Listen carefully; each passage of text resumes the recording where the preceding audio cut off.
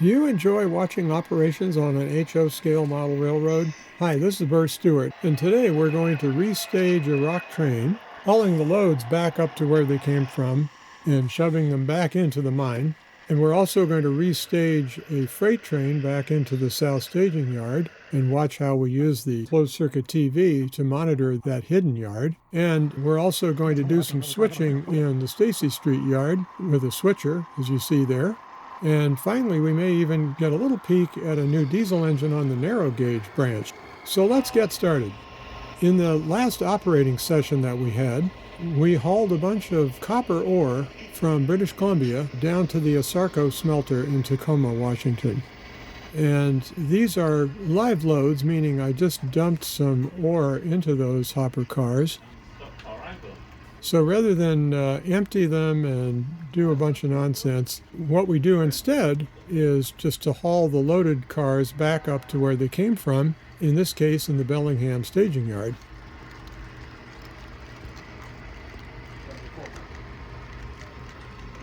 Which in itself you could say is nonsense too, but we enjoy model railroading on this channel whether or not it makes sense, and it mostly tries to be realistic. So anyway, I thought you'd probably enjoy seeing this, even though the train doesn't exactly make sense since we're hauling the ore back to where it came from instead of processing it at the mill in Tacoma.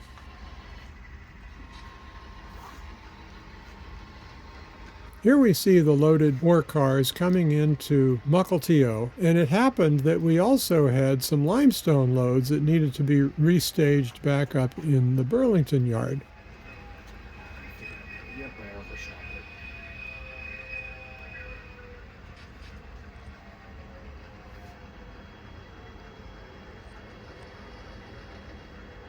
So we dropped off the caboose and picked up both loads, making this a pretty impressive rock train, really.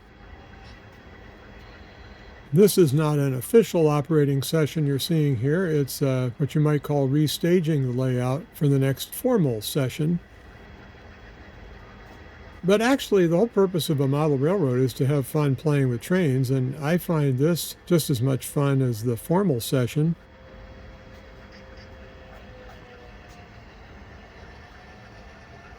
Here we are hooking up two different types of ore jennies together into one long rock train. And, you know, that's as fun as railroading gets in my book.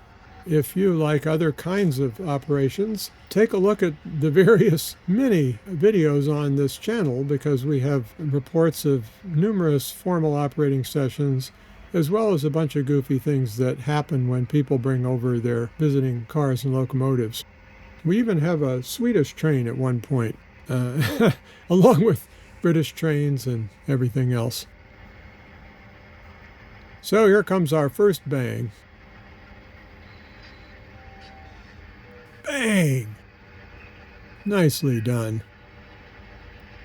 I don't think he really needed to adjust that coupler, but always better safe than sorry, right?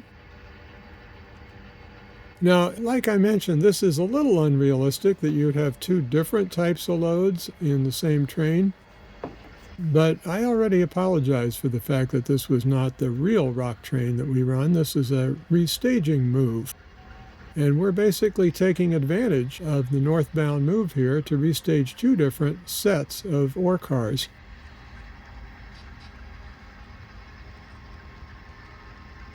Now, the three empties at the end are also a little confusing, but we like to have a few empties up near the mine in Burlington just in case we want to, I don't know. It just seems right that you would have a stock of empties near a mine. So in this case, we have three extra cars that we put up there.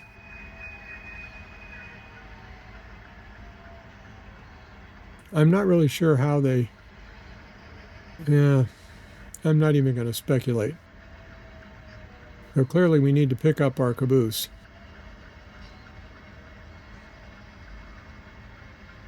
And as I mentioned, this is the town of Mukilteo and the location on this layout of the Everett Junction. Uh-oh, here it comes. Bang! Oh, I hope that conductor was holding on. Or maybe they warned him on the radio that he should be prepared for that. So like I said, this is Mukilteo and Everett Junction, and there's the Department of Defense tank cars there, where they loaded the fuel for the SR-71s that were based in Spokane and McChord Air Force Base. Now, I deliberately built that section of main line you're seeing here with a little bit of an S-curve in it so that trains like this would look really cool squiggling along through the main line.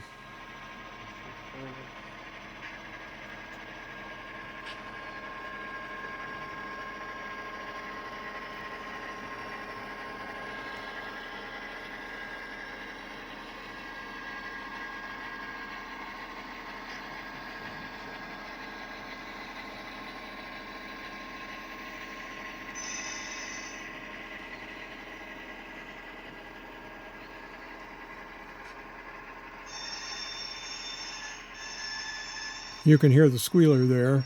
That's an electronic device built by ISE, Iowa Scaled Engineering. It has a motion sensor in between the rails, and you saw that in a recent short that I published, and here it's actually working. In the last short, you only saw the sensor, but you didn't really hear it working. So there's our northbound train going across the famous Squid Bridge and past the Weyerhaeuser Mill B, which is in Everett. It's coming into the Everett's Bayside yard, and then in a minute we'll be transiting up from Everett to Burlington near Mount Vernon, where the fictitious limestone mine is. And then we'll place those loaded cars back into the mine so that we'll be able to have another rock train on our formal operating session.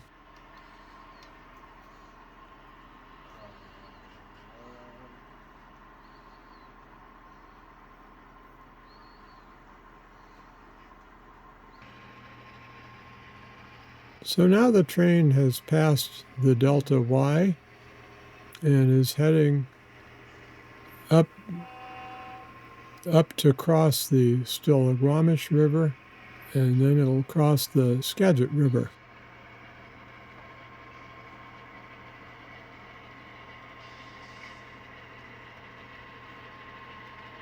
Down below on the lower deck you can see the South Seattle Intermodal Yard, as well as a train that's waiting to be backed into staging, and we'll get to that a little bit later in this video.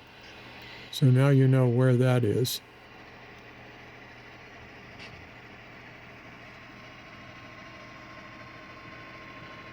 See that S-curve? There's another S-curve there on this layout.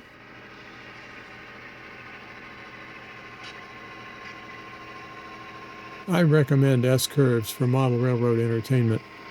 Doesn't that look cool?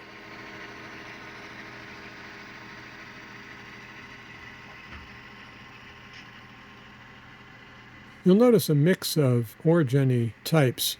The ones with the vertical ribs are the Michigan type, and the ones with the flat side are the Minnesota type. And I like the variety of them, even though I'm not sure if the Minnesota type lasted into the 1970s, but I'm not sure. I'm not an expert.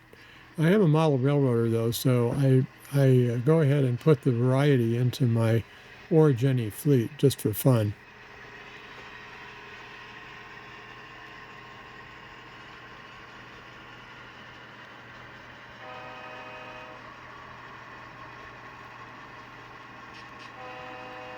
As advertised, now we're crossing the Skagit River. I had to remove that bridge in order to install that new water shutoff valve, and there's some videos about that on my channel.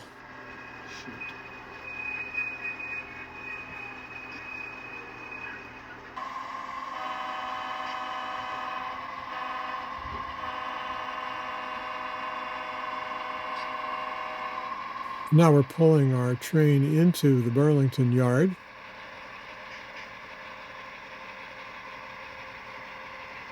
The building on the backdrop there is Bo Edison Foods, one of many frozen food packing, berry packing plants. You can see some hoppers are ready to go there.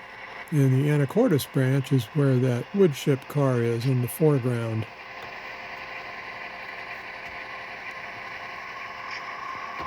The big sky blue GP9 there next to the wall is the normal switcher that would be used by the concrete local for switching this yard. But this particular move we're doing, we can handle with the road power. These beautiful F-units were detailed and weathered by Brian Elchlepp fairly recently, so we're breaking them in now. As you can see, we uncoupled from the front of the train, and now we're running around the train so we can uncouple these limestone loads and stick them into the mine. You following me?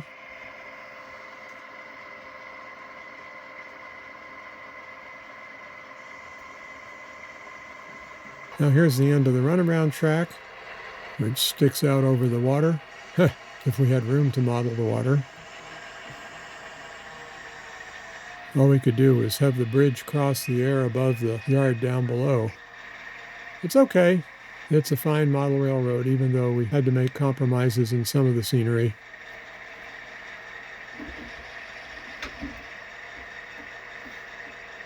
By the way, this rock cliff that we're coming along is just extruded pink foam scraped up with a paint scraper. And then I painted latex white on it and then stained that with acrylic stains. And if you look carefully, you can see some horizontal marks. Not marks, but just some horizontal lines that show that it's really just extruded foam carved up. But I decided that it was so much easier than using rock molds that I would just do it that way. Now we're passing the icing platform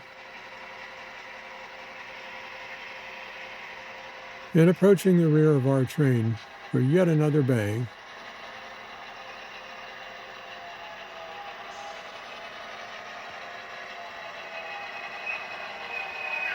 Bang! Very nice. That might not have woken up the conductor. Very good. Pay no attention to that loose bush that's being knocked around by those cars. Did you see that down below at the lower part of the screen? This is reality model railroading, so all kinds of crazy things happen when we're making videos. I like that. Oh, the moving bush of Burlington.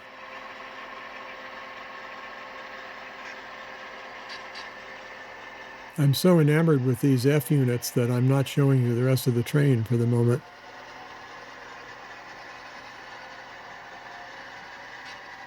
Aren't they beautiful?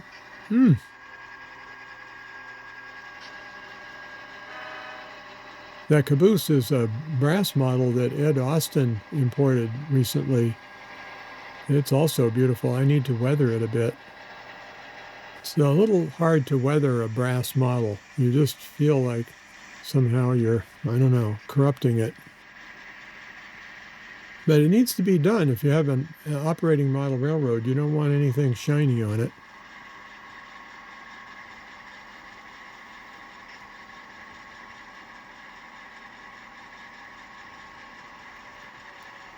So as you see now, we did uncouple those limestone cars, and all we need to do is flip the switch and back them into the mine.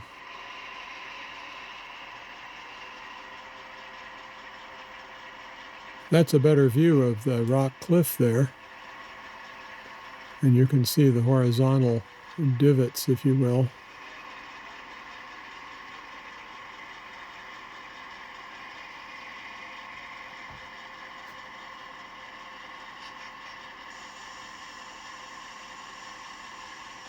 And there's the mine entrance.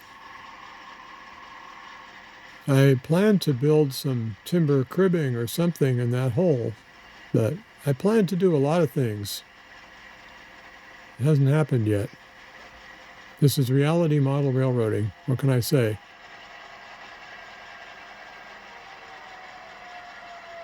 That mine spur only has the capacity for 10 cars, so bang, he just bumped into the end of it.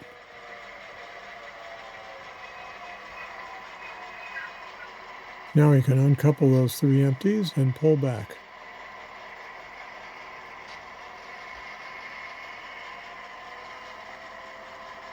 Well, for those of you who like ore cars, now you can't complain that we never run them here.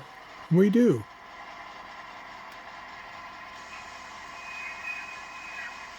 And like I said, we'll store these back in the yard until further notice. Now, back down on the lower level in the Stacy Street yard,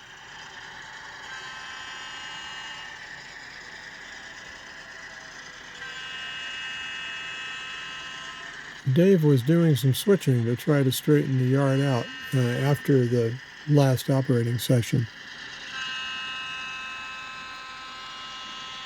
Here he's pulling across Royal Brome. And then he's going to back these cars into the yard.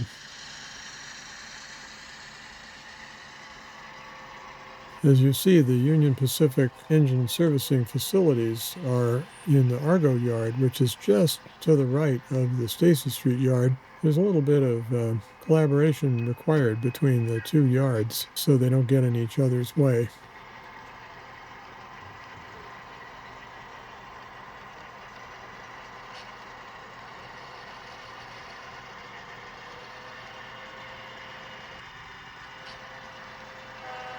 And we have kind of a shared caboose track here, so we have the UP caboose there next to the tanks. And to the left of that UP caboose, in a minute you'll see there are various Burlington Northern cabooses.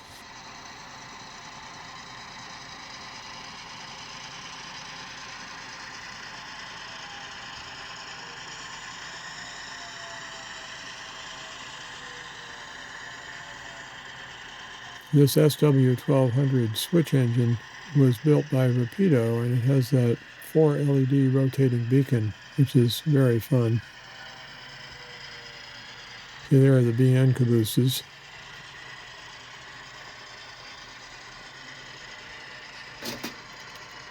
Work train on the back wall there.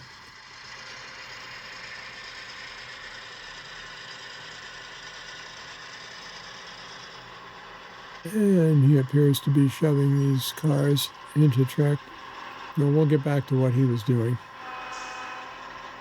But meanwhile, I was distracted by those F-units one more time, so I had to show it to you with the last glimpse of the ore cars.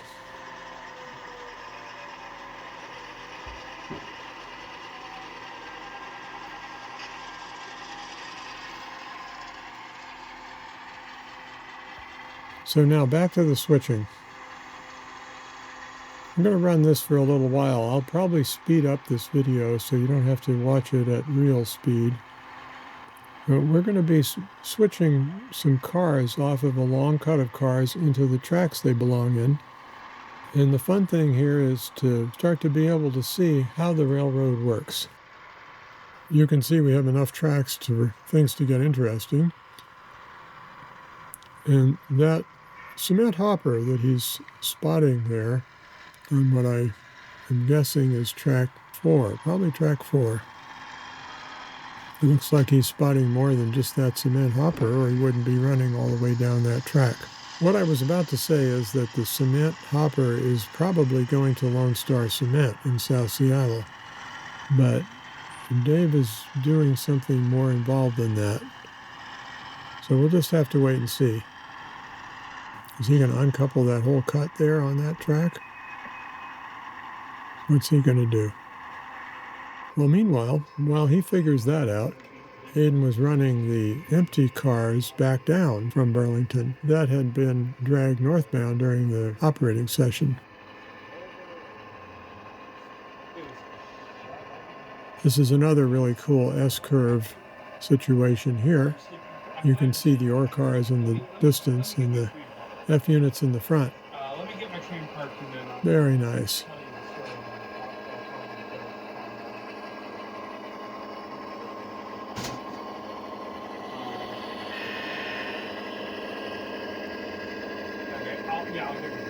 Now, like I said, this is a repositioning move of empties. Normally, these would be loads going in this direction, coming down from British Columbia mines. But in this case, we're just repositioning these cars.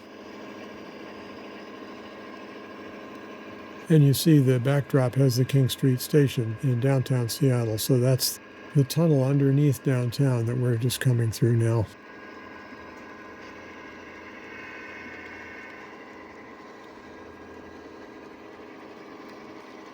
One of these days I'll do a better backdrop there of the city instead of that hillside, but it works for now.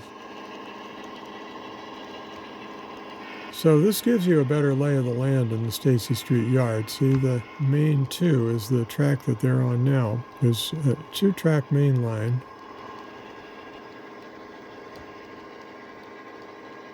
And then the express boxcar there is on what's called the freight house. And that came from the Pacific Zip, which is a train that you can see other videos about on my channel. And this gives you an idea of how the yard is laid out with the main line in the back. And the track numbering system is you start with the main line being 0, and then you go track 1, 2, 3 as you move away from the main line. So there are 2 tracks called Yard 1 and 2 that are long tracks there to the right of that train. And then there's a 3rd track called Track 3, which is also a through track. It has access to the ladder that we were just seeing a minute ago.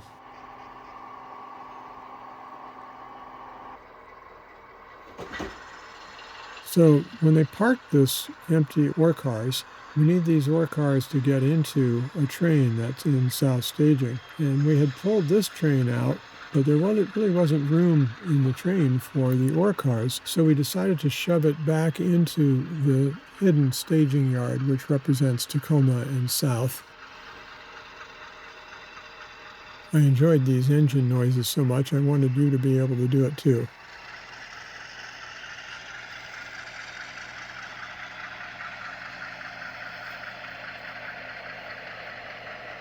You can hear both the F-units and the U-boats.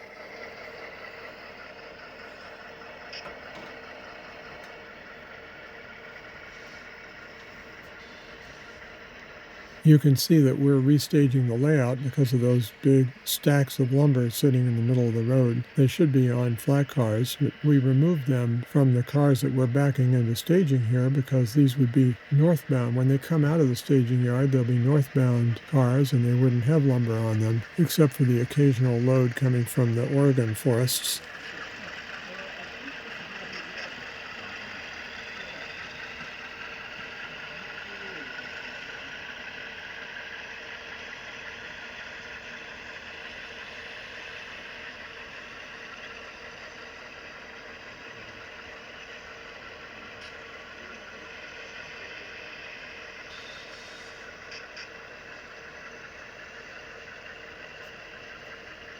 And again, the Argo yard is on the left, the Milwaukee and UP interchanged.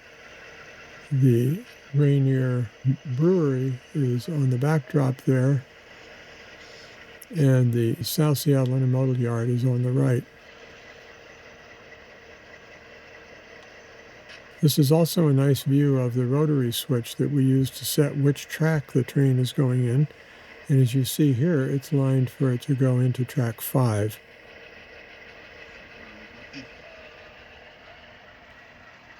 The speed that we're going at is slow enough that we don't expect any derailments to take place in the staging yard. Now, once it goes in there, we have a little camera monitoring the situation inside the hidden yard. And you can see that here. It only updates every half second or so. So it's a little bit shaky, but it's good enough for us to see what's happening.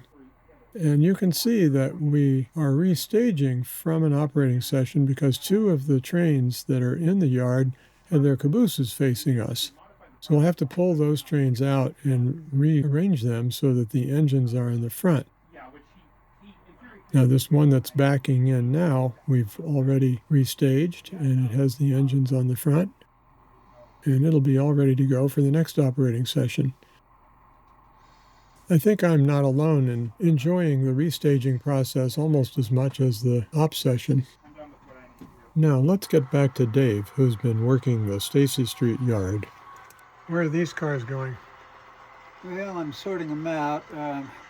I've got this one for the Milwaukee interchange. I'm going to put on track 6. And then I've got a couple cars for West Seattle I'm putting on track 7 for now, and I'll push them down. I interviewed Dave while we were filming this shot, so what I'm going to do is speed up the action when he's not talking, and I'll slow it down when we have something to discuss. That'll make the video move along a little bit faster. Plus, I'll slow it down so we can get the full enjoyment out of any bangs that might happen. Bang! Nice. Nice one. See the black gondola and the Great Northern covered hopper? That's on a cut which is lined into track 3. And that's probably being used for cars going to the Argo yard area, including Lone Star Cement. We call the switch job that works those cars the Lone Star Local. I'm going to guess this covered hopper goes with the other one. Yeah, it goes back with the local cars. Lone Star Cement? Yeah. Yeah.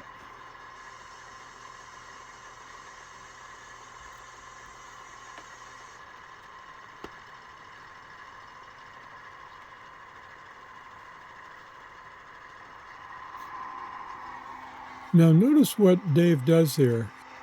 Bang. He stopped momentarily and then pushed forward. Now whether that was a stretch test or not remains to be seen, but the point was he didn't just bang into the string of cars and keep going, so keep an eye on that.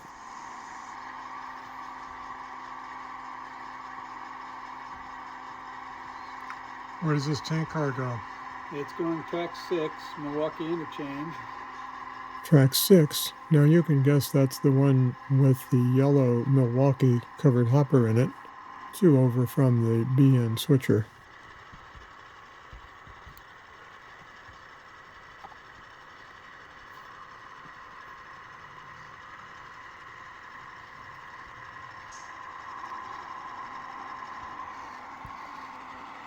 Bang!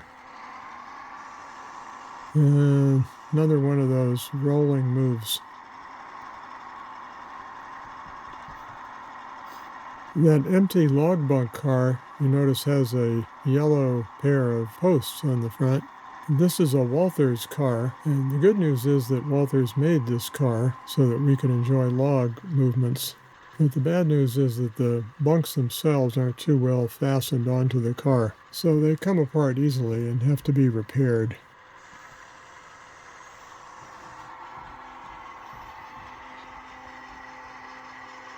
Okay, here comes a bang. Bang! Nice close-up view. Very good. And he wasn't going too fast either, so I'll give him full credit for that. He coupled up and then he accelerated. See what I mean?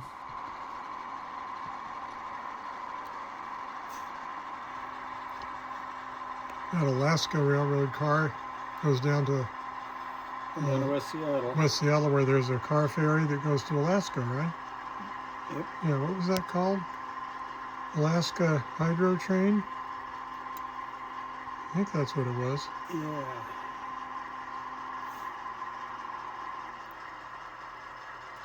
At Terminal 2, right? That sounds right, yeah. I left this section of the video at normal speed just so we can obsess over that Alaska boxcar.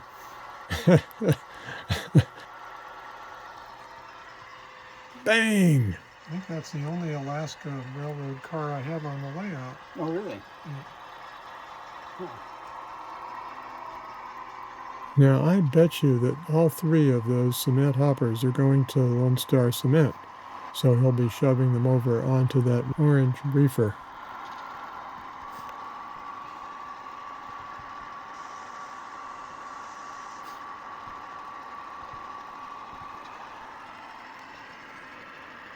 Bang! Oh! Another rolling move. Looks like there's quite a few cars on that track 3 now, so we probably can dispatch a Lone Star local soon. Good fun.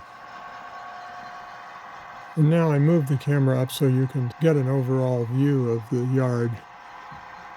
When there are two operators, as I showed in a previous video, that second BN switcher goes to the far end of the yard so they can work it from both ends. So just for fun, I wanted to show you that Brian has replaced the 6-axle trucks with 4-axle trucks on this hypothetical GE engine on the narrow gauge line.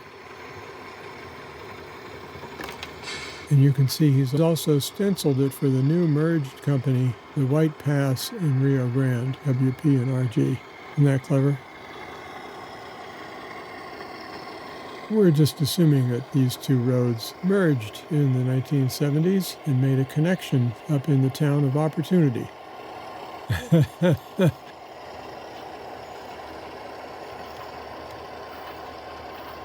So for now, this is Burr Stewart wishing you much fun with trains.